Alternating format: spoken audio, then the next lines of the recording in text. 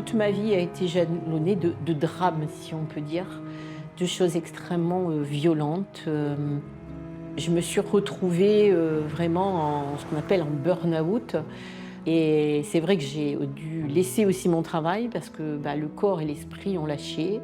Et le tout a fait que je me suis effondrée complètement avec des pensées d'en finir. Et ce que je peux dire, c'est qu'il y a toujours eu une main qui m'a empêchée qui m'a fait une barrière à en finir, justement.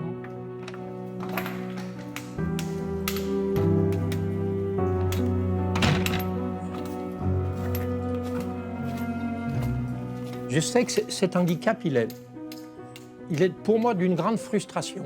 Parce que moi qui aimais découvrir, qui aimais les couleurs, qui aimais la nature, qui aime les gens, qui aime la beauté de l'insecte, de la fleur, de la femme, de tout ce qu'on voudra, je suis un amoureux de la beauté, moi, quelque part.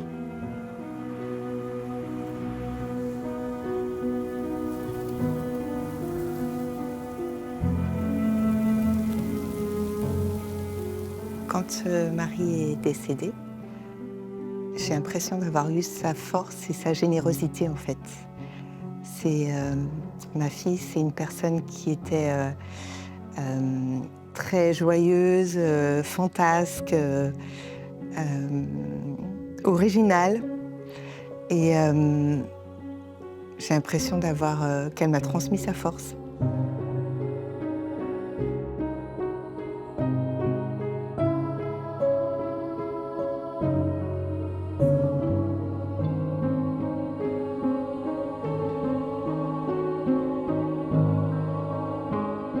Je pense, pour moi, j'ai cette petite flamme qui jaillit. Dans les moments de tempête, elle est présente, un peu comme le roseau. Elle faiblit, mais elle ne casse pas. Et je pense qu'elle m'a construit intérieurement. Et qu'également, elle fait partie de moi et qu'on avance ensemble.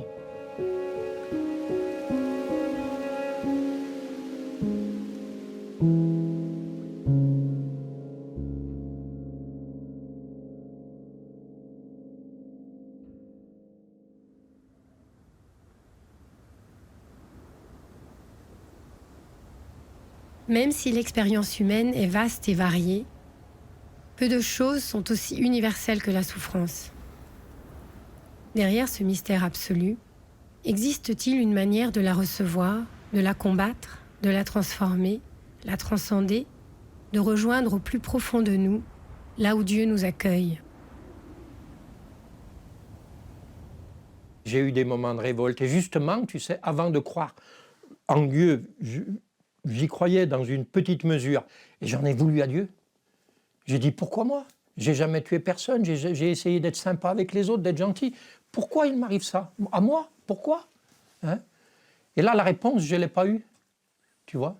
Mais c'est moi qui ai voulu me la donner par la suite. J'ai jamais eu ce sentiment de révolte.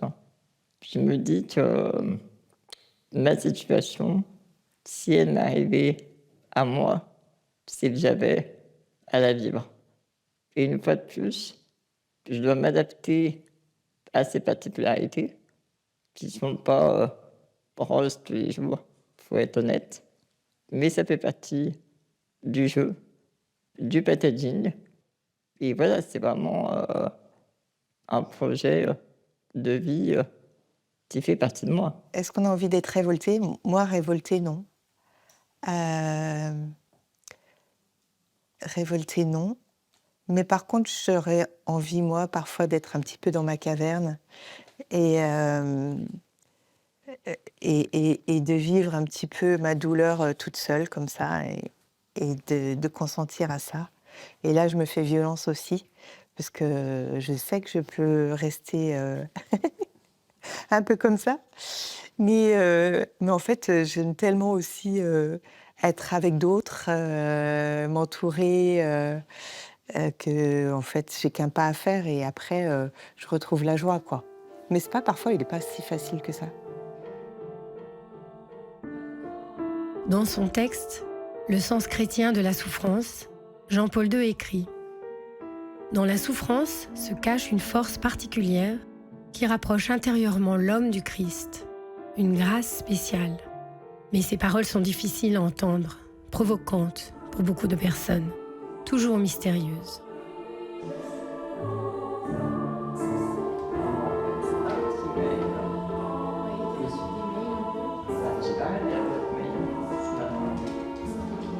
Ma grand-mère et ma maman sont pratiquantes. Cette foi, elle fait partie de mon ADN. La figure du Christ, pour moi, elle est au moteur de mon quotidien. Elle m'accompagne. Et une fois de plus, je pense qu'elle me permet d'être qui je suis aujourd'hui.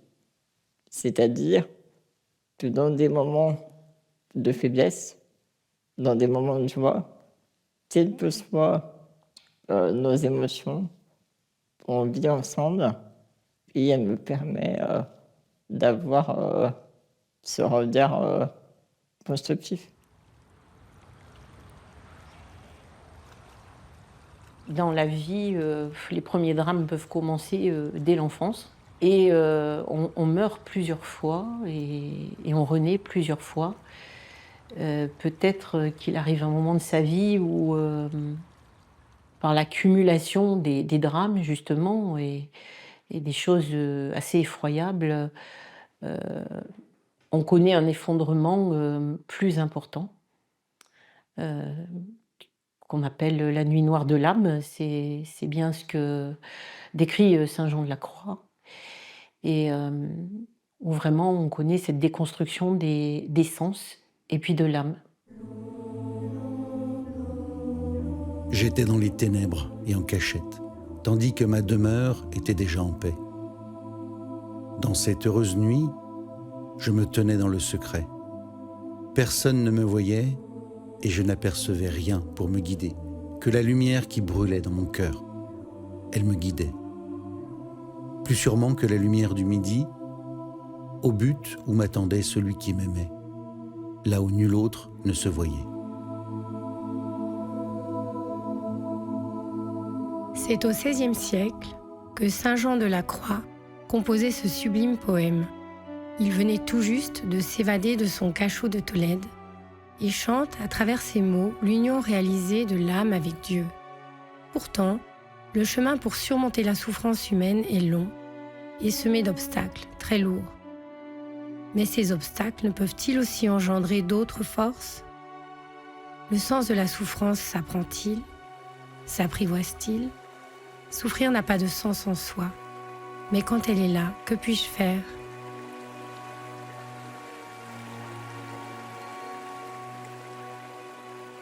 Lorsque tu n'y vois plus, tu sais ce que tu perds. Mais tu sais ce que tu as gagné aussi avant, avec ta mémoire et tout, et tu essayes de retranscrire cette mémoire. Et tu sais que tu arrives à faire des choses que tu n'arrivais pas avant. Pourquoi ? Parce que tu sais, le facteur mémoriel, par exemple, j'ai envie de prendre le facteur mémoriel. J'avais quand même une mémoire qui n'était pas trop défaillante, mais je l'ai travaillée. Et j'ai voulu faire voir aux autres que même sans y voir, on était capable encore de donner, plus encore qu'on pouvait donner peut-être avant. Et je me dis qu'au long cours et tous les jours, bien sûr que ça demande à se mettre des coups de pied dans les fesses, c'est sûr, mais quand on organise sa vie différemment et qu'on essaye d'aller de l'avant, je crois que ça aide beaucoup. Bien sûr que j'ai pleuré, bien sûr que j'ai dit à ma famille un jour que je pleurais assez souvent quand j'étais encore à la maison, et un jour j'ai pris la tête dans les mains et j'ai dit « Didier, tu pleures plus, tu dois te faire voir fort, et puis tu vas éviter de faire voir cette souffrance à tes enfants, à ta femme et tout ça », lorsque j'étais encore avec mon ex-femme. Et je crois que j'en ai bien fait. Je pleurais quand même, mais sans le faire voir aux autres. Et je me suis dit, Didier, il faut quand même aller de l'avant. Il y en a qui souffrent plus que toi, il y en a qui n'ont pas mangé, il y en a qui n'ont pas de jambes, il y en a. Moi, je peux encore faire du sport, je peux faire un peu de musique, je peux partager avec les autres, je peux être associatif, je peux encore aimer et aider les autres. Et c'est important. Et on se vit pour ça aussi.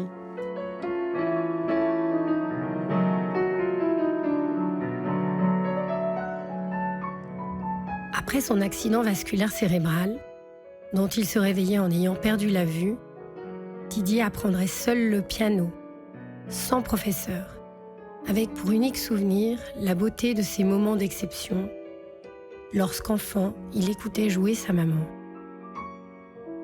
Jour après jour, il apprendrait à se repérer sur le clavier, placer ses mains, trouver les accords. Peu à peu, à force de persévérance, il parviendrait à rejoindre les mélodies de ces grands artistes de notre temps et les transformerait au gré de sa sensibilité, bâtissant, au fil des années, son propre refuge dans la musique, désormais sa compagne quotidienne.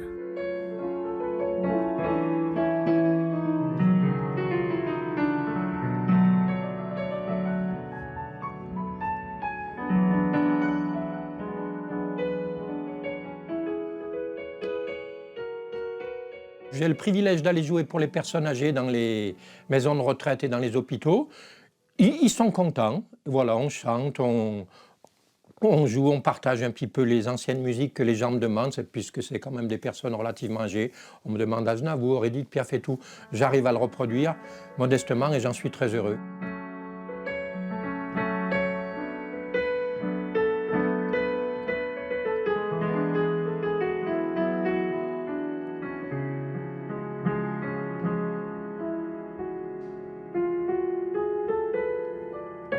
J'avais découvert un jour un livre fabuleux, Et la lumière fut, de Jacques Lucéran. La force de mon ami Didier me faisait étrangement penser à la force de cet homme qui, à l'âge de 9 ans, devenait subitement aveugle à la suite d'un banal accident scolaire. Traversant les épreuves jusqu'à sa déportation à Buchenwald en tant que résistant, et dont il ressortirait vivant, il écrirait sur la souffrance transcendée des mots bouleversants qui interrogent. Être libre, je le voyais, c'était acceptant les faits de renverser l'ordre de leurs conséquences. On niait les yeux de mon corps, d'autres yeux s'ouvriraient en moi, je le savais, je le voulais. Jamais un doute ne me vint sur l'équité de Dieu.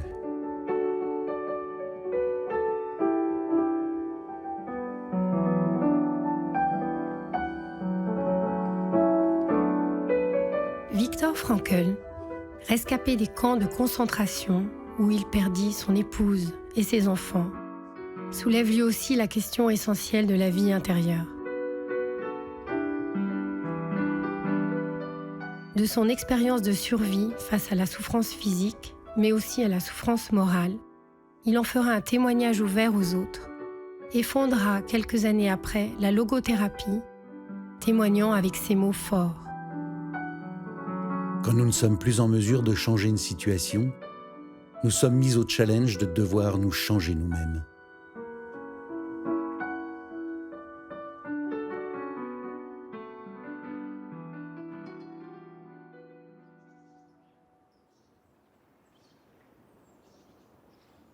Derrière les drames de la grande histoire des humains, demeurent les souffrances tout aussi indicibles de la vie quotidienne. Perdre son enfant, la chair de sa chair, n'est-ce pas aussi une des pires circonstances de la vie que l'on puisse croiser ? Chacun réagit différemment et on n'imagine pas du tout la façon dont on va réagir du coup, puisque voilà, on se surprend nous-mêmes et du coup chacun vit les choses différemment et redire la façon dont on l'a vécu ou les choses qui ont été plus difficiles.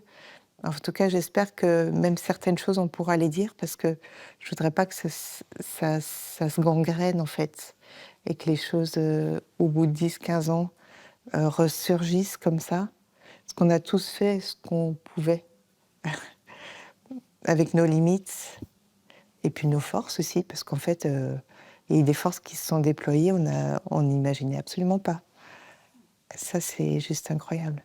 Mais bon, j'ai toujours la force de ma fille, en fait. Cette beauté qu'elle a, cette beauté intérieure, je l'ai aussi découverte au moment des funérailles.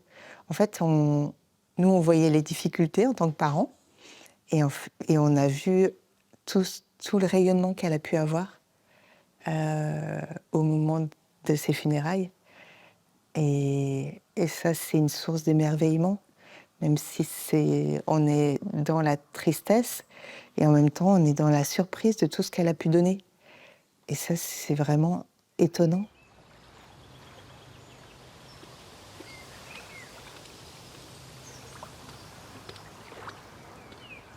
Ma fille est tombée malade, elle avait 4 ans, donc une tumeur au cerveau, et où le pronostic vital était engagé.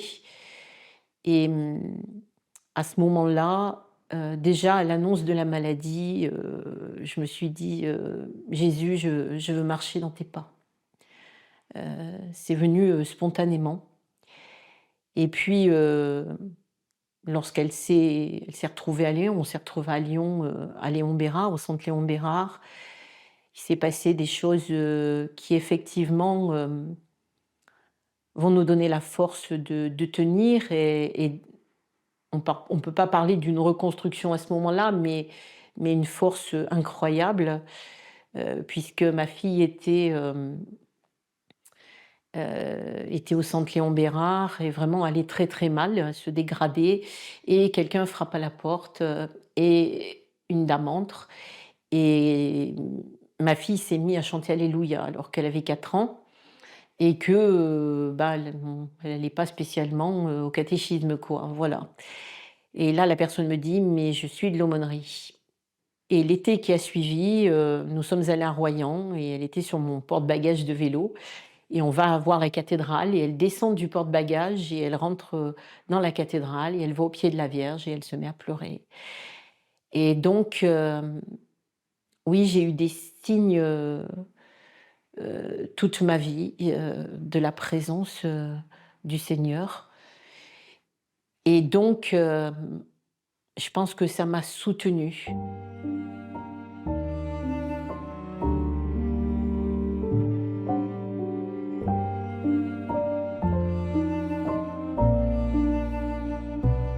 J'ai eu aussi une belle rencontre, vraiment quand j'étais au fond des abysses, hein, de la nuit noire de l'âme, avec le Padre Pio. Donc là, ça fait référence à mes origines italiennes, et où j'ai une connexion très très forte au Saint Padre Pio.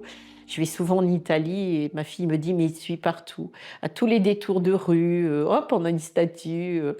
Même à Orta San Giulio, il y a un sanctuaire. Il a fallu un soir que j'aille là absolument, en arrivant au bord du lac d'Orta.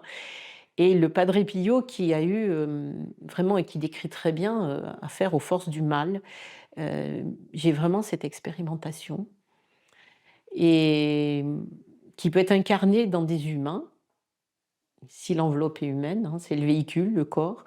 Et même, je peux dire que oui, le diable existe, c'est la vérité.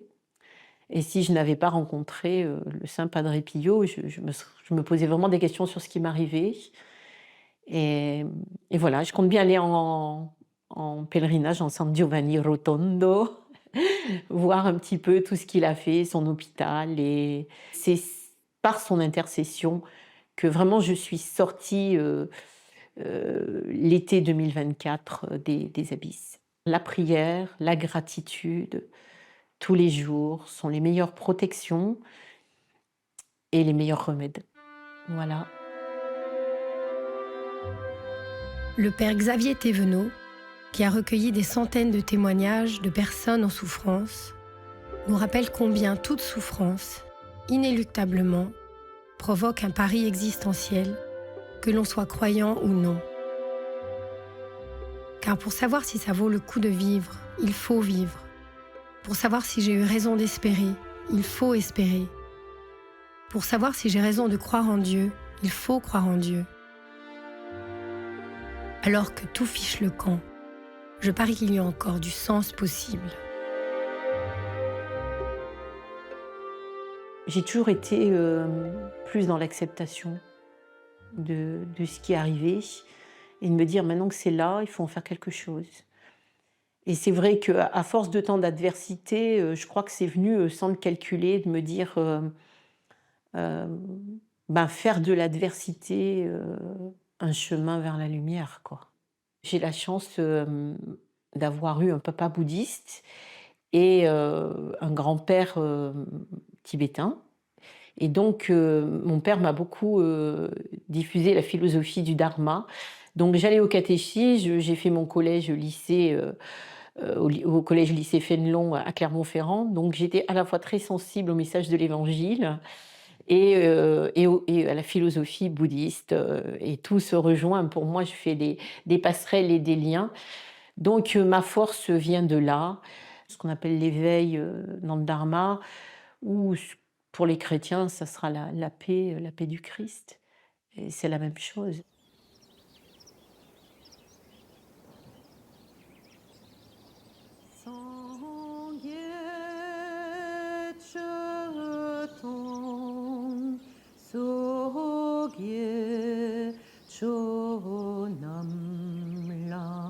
Janju Badu Dagi Gyap Suchi Dagi Chin Su Gipe Senam Gi Drola Benchir Sangye Drupa Shu.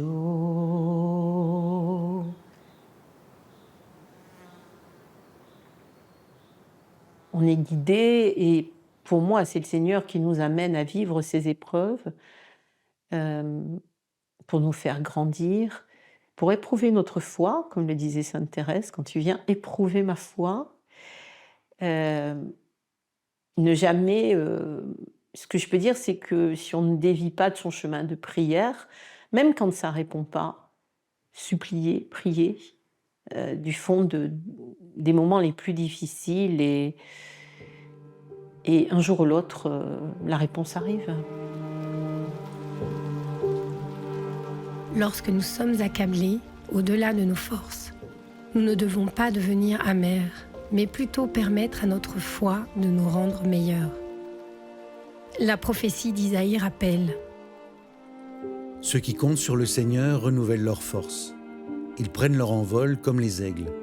Ils courent sans s'épuiser. Ils marchent sans se fatiguer. Je pense qu'on est vraiment tous des maillons d'une chaîne et on a vraiment une mission à apporter avec, une fois de plus, nos fragilités, nos forces et nos faiblesses. J'aime beaucoup cette phrase qui dit merci pour les roses et merci pour les épines. Je pense que si j'en suis là aujourd'hui, c'est grâce à ces obstacles qui me permettent de vivre un projet de vie différent, mais un projet de vie qui a toute sa place. Je vous fais parvenir l'approbation.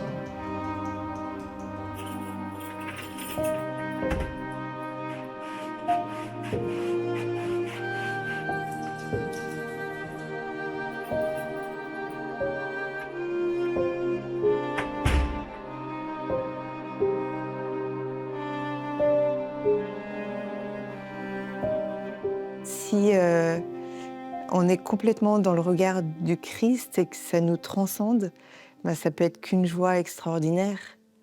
Et j'aurais trop envie que d'autres le découvrent, ça. Et j'ai envie de le partager aussi. J'aimerais que les gens se voient avec le regard de Dieu, en fait. Parce que du coup, on voit toutes nos capacités, tous nos charismes, et puis on peut les donner, et être dans une vraie joie. Et ça, même si on a des souffrances. C'est pas incompatible, quoi. On a l'impression parfois qu'il ne faudrait plus avoir de souffrance pour être heureux. En fait, ça, c'est juste pas possible. C'est l'ataraxie, voilà. Certaines philosophies ou spiritualités le pensent.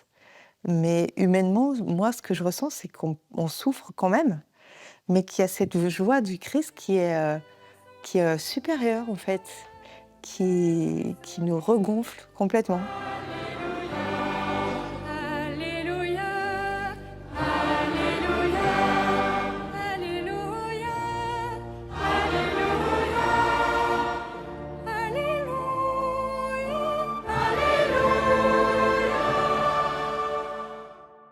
On a eu une année de l'espérance dans l'Église catholique.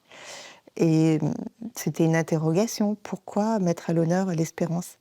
Et en fait, au fur et à mesure de l'année, je me suis rendu compte que c'est certainement une des priorités. Parce que sans espérance, on ne vit plus. Ou alors on vit, mais sans âme.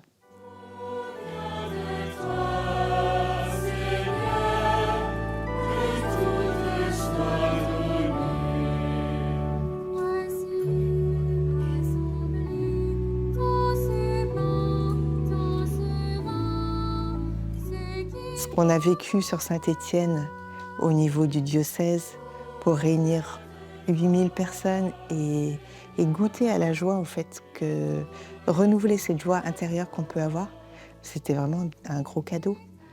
Et parfois, en fait, on vit un peu les deux. Une souffrance intense, mais aussi des moments de paix et de joie. Et c'est assez antinomique. J'imaginais que c'était soit l'un, soit l'autre. En fait, on porte les deux.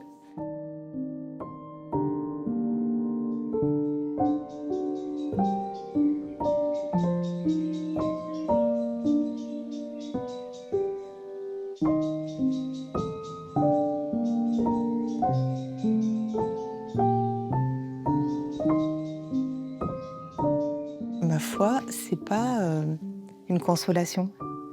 C'est une consolation, on y va comme un carré de chocolat pour, pour compenser. Mais là où je suis heureuse, c'est quand on prie ensemble, quand on partage des choses ensemble. Et là, ça me donne une paix qui est incroyable, en fait. Donc c'est vraiment quelque chose qui me rend heureuse, en fait. Le front penché vers la terre, j'allais seul et soucieux, quand résonna la voix claire d'un petit oiseau joyeux. Il me dit, reprends courage, l'espérance est un trésor. Même le plus grand nuage a toujours sa frange d'or.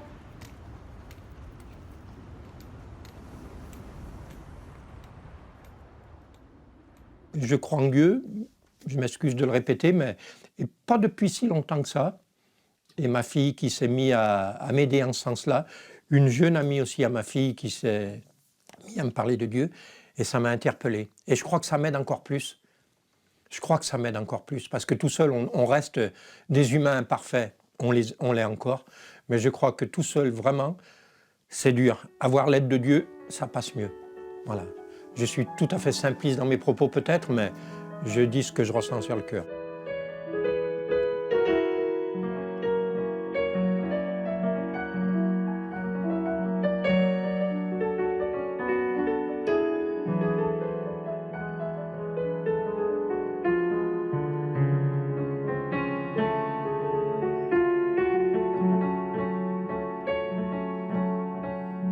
C'est une force fragile, mais je me bats. Tu vois, quand je te parle, là, j'ai les frissons parce que, allez, on a besoin de cette force. Et je me rappelle de ma maman qui est décédée tristement à 49 ans et qui était une femme d'une force exceptionnelle. Pour moi, c'est mon image, c'est mon exemple. Je crois qu'il y a Dieu et maman, et papa qui était formidable, mais maman qui était d'une force exceptionnelle, extraordinaire, qui a souffert pendant la guerre et tout, et qui a su me donner cette force. Parce que moi-même, personnellement, je l'ai, et des moments je m'écroule aussi bien que je puisse avoir cette force. Et je dois la remercier énormément, et je sais qu'elle m'entend aujourd'hui. Et c'est vraiment un plaisir immense.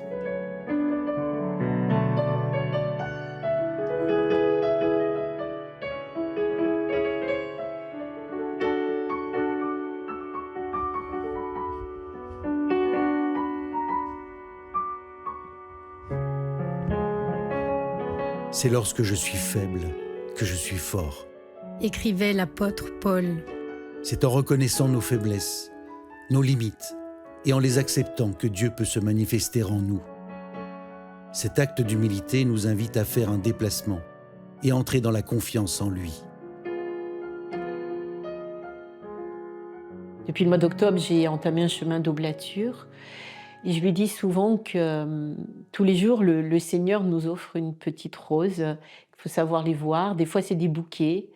Et que ce sont ces petites roses offertes tout au long de ma vie qui m'ont permis de tenir dans l'adversité, de développer aussi la résilience.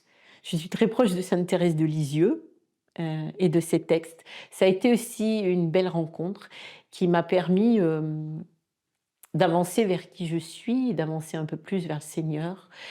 C'est d'aller à Lisieux, de prier en la cathédrale et d'explorer les archives du Carmel de Lisieux que je conseille à tout le monde. Thérèse continue de faire de son ciel des miracles sur la terre. Et je peux dire qu'avec moi, elle en a fait un. Elle continue à envoyer ses pétales de rose, je dirais. Et le total abandon, c'est Sainte Thérèse qui me l'a expliqué. Connaissant ma grande faiblesse, tu me diriges par la main et je te vois avec tendresse ôter la pierre du chemin. Toujours, ta douce voix m'invite à ne regarder que les cieux. Plus tu me vois humble et petite, et plus ton front est radieux. Ô toi qui traverses l'espace plus promptement que les éclairs, je t'en supplie, vole à ma place auprès de ceux qui me sont chers. De ton aile sèche leurs larmes.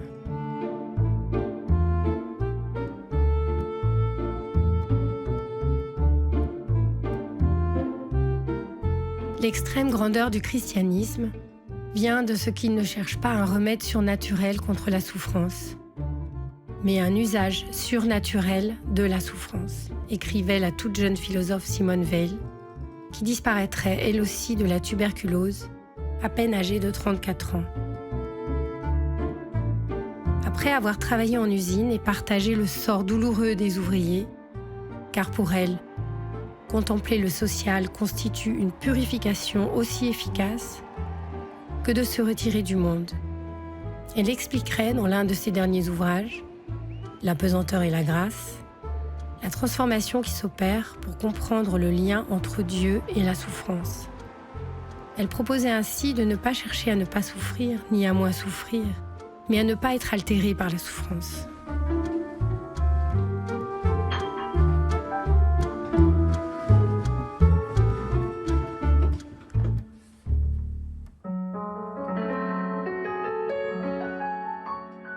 Je dis tout le temps que j'aurais préféré être sourd que d'être aveugle, si on m'avait donné à choisir. Mais être sourd aussi à l'heure d'aujourd'hui, j'aurais peut-être pas fait de musique non plus. Donc je relativise et j'essaye de me dire, c'est comme ça, ça t'est arrivé Didier, c'est très dur à accepter, ça a été très dur. Et puis tout doucement, je me suis rendu compte qu'avec les autres, en donnant du temps aux autres, eh bien, j'occultais mon problème et j'avais plus de pensée pour l'autre que pour moi.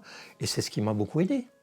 Je pense que pour ma part, il est vraiment primordial de s'ouvrir vers l'extérieur, d'aller aider son prochain, de se dire qu'ensemble, on peut faire évoluer la société. Quelle que soit, une fois de plus, nos faiblesses, on a un rôle, on a un enjeu pour bâtir une société toujours plus inclusive, accessible à tous et pour tous.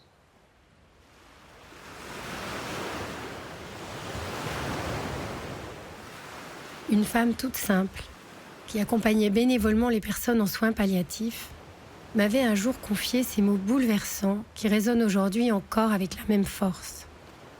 Ce qui compte, ce n'est pas ce qu'on a fait, si on a réussi, notre position sociale et tout ça. Juste, est-ce que j'ai aimé? Et est-ce que j'ai été aimée? Je crois qu'on ne peut pas vivre sans amour. Je crois que c'est la chose là. Pour moi, c'est bon l'amitié bien sûr, mais l'amour. Aimer savoir être aimé et aimé, qu'est-ce qu'il y a de plus beau? La façon dont le Christ a su, au cœur de la détresse, rejoindre l'homme et rejoindre l'amour de son Père, ne doit-elle pas sans cesse être contemplée par nous? Le philosophe et théologien Bertrand Vergely nous aide à affiner peu à peu notre compréhension. Dire que Dieu permettrait la souffrance? Attention à l'image véhiculée par cette idée. Comme si Dieu était face au monde et hors de lui. Comme s'il regardait les hommes se noyer. Comme s'il était en position de non-assistance à personne en danger. Dieu n'est pas extérieur à la création. Toute la création est en Dieu. Que dit en réalité l'invraisemblable message du Christ? Nous ne sommes jamais lâchés.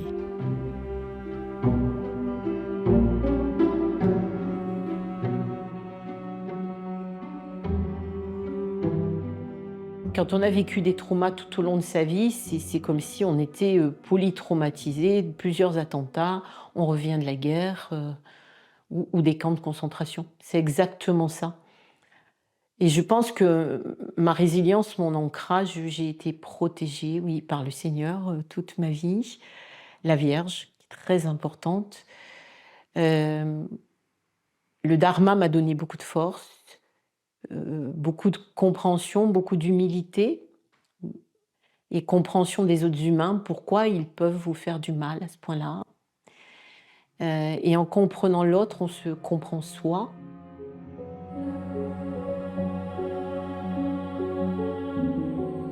Seigneur, fais de moi un instrument de ta paix. Rappelait saint François d'Assise dans sa prière. Là où est la haine, que je mette l'amour. Là où est l'offense, que je mette le pardon. Là où est la discorde, que je mette l'union. Là où est l'erreur, que je mette la vérité. Là où est le doute, que je mette la foi.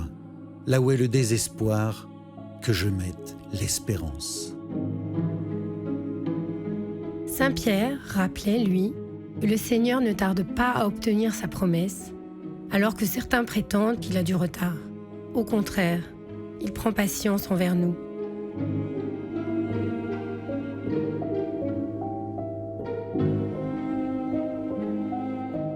Quel que soit ce qu'on vit, eh ben on peut vivre bien ou on peut vivre sans espérance. Et c'est une terrible tristesse. Quand j'assiste à un enterrement, j'ai l'impression que bon, la mort, elle est terrible, elle est illogique, c'est incompréhensible, c'est irrationnel. Donc on ne peut pas la comprendre. C'est un choc absolu. Mais quand il n'y a pas d'espérance derrière, j'ai l'impression qu'il y a une double peine.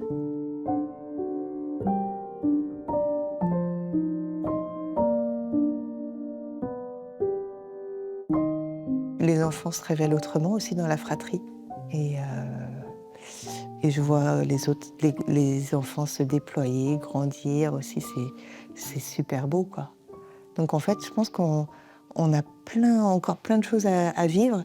Et le père qui nous a accompagnés a dit, en fait, la miséricorde de Dieu, elle ne s'est pas arrêtée, elle va continuer à se déployer. Et ça m'a fait du bien d'entendre ça. Parce qu'en fait, c'est vrai que... Mais nous, on n'imagine pas ça. On voit un arrêt, mais Dieu est toujours présent, puis il y a encore des belles choses à vivre, quoi. Très surprenante en plus. On n'imagine absolument pas. En fait, c'est comme si on arrivait à un espèce de sommet, mais on ne voit pas ce qu'il y a derrière. Mais il y a toujours des belles choses aussi derrière. C'est pas celles qu'on voudrait, c'est juste ça. C'est pas celles qu'on aurait imaginées. Mais elles peuvent être assez grandioses.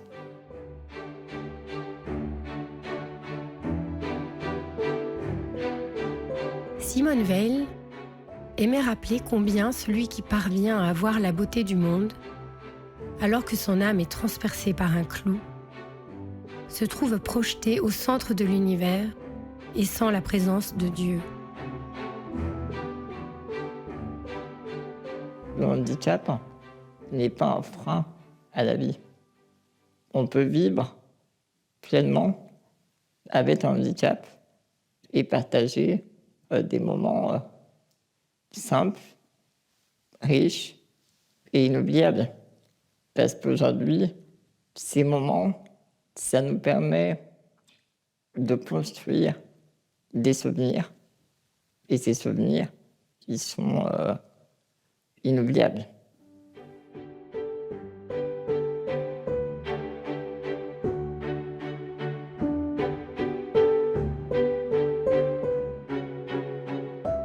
Je fais des rencontres, je vis des moments de partage qui sont exceptionnels en termes d'émotions.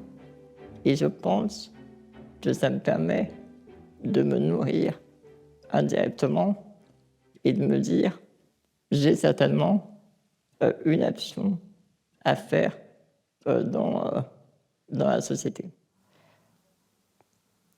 Je prends plus de temps en fait avec les personnes et j'ai pas envie d'être dans les masques.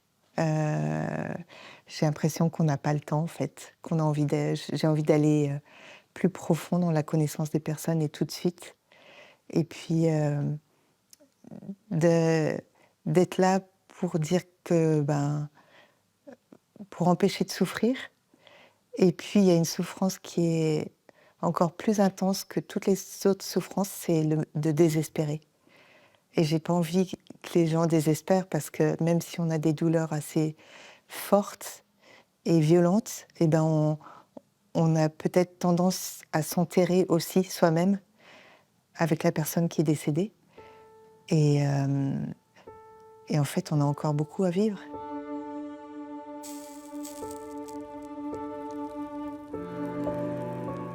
Avançant ainsi vers leur renaissance, Didier, Nathalie, Cécile et Vincent avaient admis que Dieu n'est pas le magicien ou le sorcier qui guérit, mais celui qui aime et accompagne, éloignant le pire que l'on puisse aborder dans la souffrance, la désespérance. Ils avaient compris que si le Seigneur nous invite à lutter dans la prière, cela ne nous autorise pas à exiger la réponse que nous voulons, comme si Dieu nous était redevable et devait obéir à nos ordres. Lorsque les gens prient avec ce genre d'état d'esprit, une prière sans réponse peut les amener à se détourner de Dieu, avec colère et hostilité, mettant en doute la bonté, la puissance et même l'existence de Dieu. Leur lutte a semblé inutile et ils s'en vont désabusés. À l'inverse, comme le rappelait l'écrivain et résistant Jacques Lucéran, si jeune privé de sa vue, mais que sa foi n'avait jamais quitté. Dieu existe, mais Dieu ne se montre pas à nous directement. Il faut le deviner, le connaître dans nos rêves joyeux, dans toutes les confidences que la nature nous fait. Jamais il n'interrompt sa présence. Dieu nous protège. Je me sens pas non-voyant maintenant. Je travaille en tant qu'ambassadeur à la région. Je suis à la mairie en tant qu'adjoint au sport. J'arrête mon mandat, là, j'ai fait 3 mandats. Je pense que ça suffit, je vais laisser la place aux jeunes. Mais j'ai envie de dire que j'ai aimé ce que j'ai fait. Mais je me rends compte quand même qu'on est dans un contexte qui devient quand même pas évident et un peu plus dur qu'avant. Je trouve que les gens ont plus le même état d'esprit. Ce n'est pas une critique, c'est une observation. Et ça m'interpelle un peu. Donc je pense que je donnerai plus de temps pour les associations. Et j'ai sans doute pour objectif d'aller travailler dans les Paralympiques. Et ça me fait vraiment plaisir aussi. Parce que ce monde du handicap m'interpelle énormément.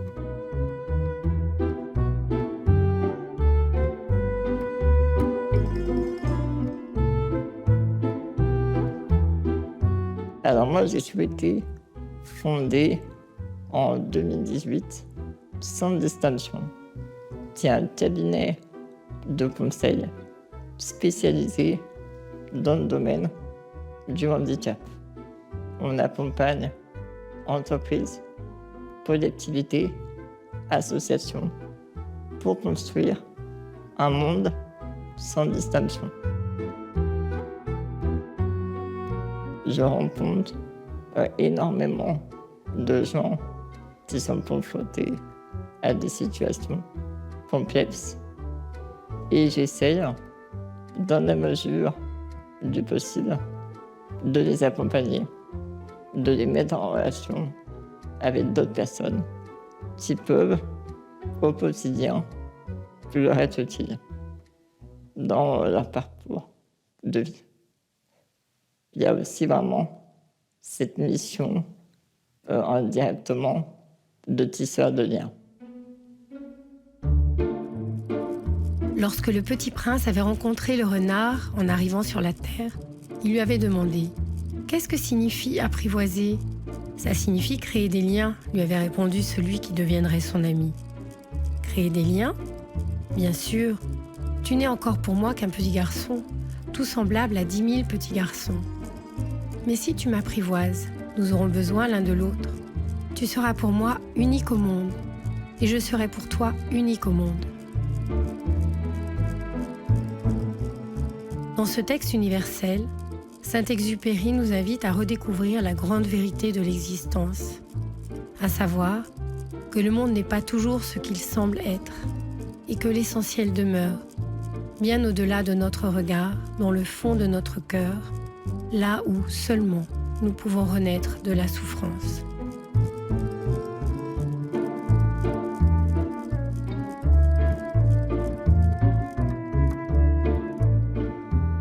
Maintenant, ma vue est beaucoup plus claire, donc je pense que ma parole aussi.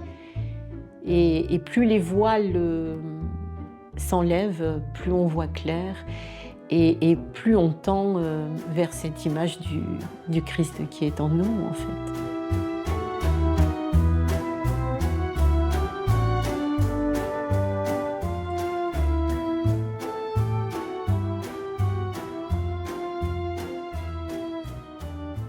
Moi, les carmélites m'attiraient énormément, le Carmel m'attirait énormément. Et donc, effectivement, je vais quelque part être religieuse puisque je vais devenir sœur laïque, mais sœur des sœurs bénédictines. Et finalement, ce sont chez les bénédictines où je trouve enfin ma place. Je suis vraiment en communion avec elles et ça me donne beaucoup de force. Je vais souvent aux offices. Je chante beaucoup. Les chants chrétiens, les mantras, ils m'ont beaucoup portée, surtout dans les moments les plus sombres, où on a l'impression que plus rien ne répond.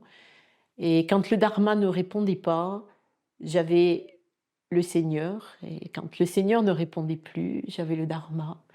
Et j'ai toujours eu cette aide de plus grand que soi. Dans son œuvre, La souffrance, marcher avec Dieu à travers les épreuves et la colère, le théologien Timothy Keller analyse comment, bien au-delà des philosophies ou perspectives humanistes qui cherchent quelquefois aussi à donner de l'espoir à ceux qui souffrent, la foi en Jésus-Christ accorde les moyens nécessaires pour traverser la souffrance sans qu'elle brise celui qui la vit. Le Christ vit la souffrance et la traverse, en restant fidèle en l'espérance de la résurrection. Se dire que y a un bonheur encore plus grand, probablement, qui est au-delà de notre vie terrestre et qui sera complètement englobant et où les personnes souffrantes ne souffriront plus. Et Dieu sait que beaucoup souffrent sur terre. Mais dans le regard d'amour de Jésus, du Père, c'est si on se voit avec son regard d'amour, en fait, toutes nos petites affections, elles partent comme un feu de paille, je pense.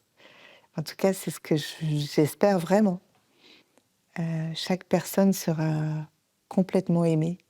Et je me suis dit, voilà, j'ai confiance parce que c'est sûr que Marie, avec tout ce qu'elle a vécu, elle mérite vraiment d'être complètement aimée après la mort, quoi.